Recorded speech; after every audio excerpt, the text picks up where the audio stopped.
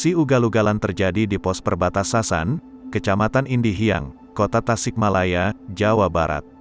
Aksi yang terekam kamera CCTV tersebut memperlihatkan kendaraan jenis sedan menabrak barier penyekatan PPKM level 4 yang terpasang di jalan tersebut.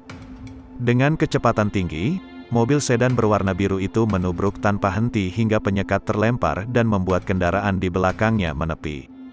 Perwira Pengendali Pos Penyekatan Batas Kota Indihiang, Kota Tasikmalaya, Inspektur 1 Agus Husaini menjelaskan, kejadian terjadi pukul 16 waktu Indonesia Barat, Minggu, tanggal 1 Agustus tahun 2021.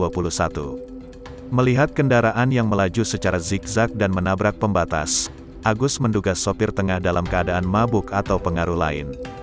Beberapa pengemudi di belakang mobil nahas itu langsung menepi dan keluar untuk merapikan barier penyekat yang terhempas.